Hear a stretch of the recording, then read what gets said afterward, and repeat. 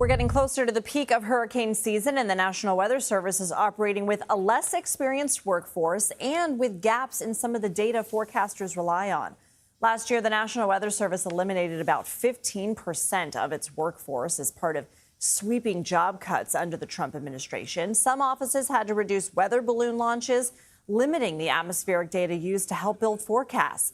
The agency is now hiring hundreds of employees to fill vacancies, but most of those positions are entry level.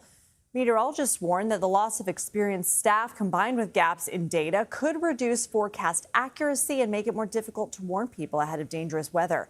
Environmental policy expert and founder of Werewolf Media, Tracy Wholf, joins us right now. So happy to have you here.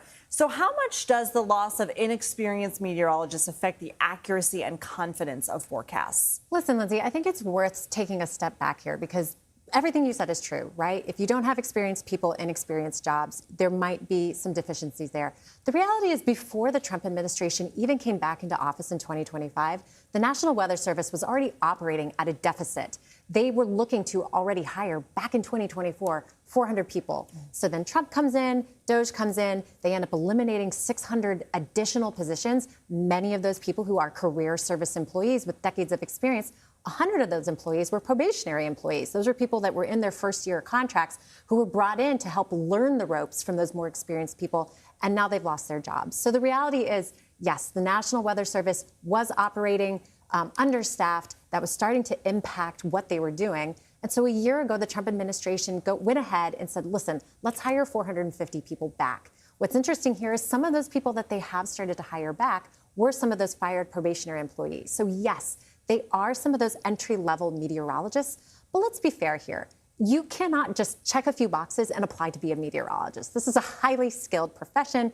People get a lot of training. So yes, they are bringing back some of these newer, younger employees. It would be impossible to replace some of that institutional knowledge. Those people took early retirements. But at the end of the day, the tenor inside the National Weather Service is much more positive now than it was a year ago. Okay. They are feeling like they are getting the right people in the jobs. They are coming in, they are filling some of those vacancies, and they are starting to feel better about what they're doing. But there is still a concern that they're still operating at that deficit. So better, but not great. I mean, what impact could this have on communities that are facing severe weather? Well, the reality is weather does not discriminate. We can all face those challenges. When talking to meteorologists, they say when we don't have some of this data from weather balloons, for example, they have said that can impact accurate forecasting up to 15%. That's concerning, right? A good example here is about this past April in Kansas. Emergency managers there thought they were going to have a nice clear day, no problems. All of a sudden, a severe thunderstorm broke out and spawned 2 tornadoes. And they said, hey, what happened here? We weren't prepared for this. The forecast said no chance of thunderstorms. And the meteorologist there said, listen, we don't have weather balloons that are flying over the Central Plains and Rockies. This is where the severe convective storms form.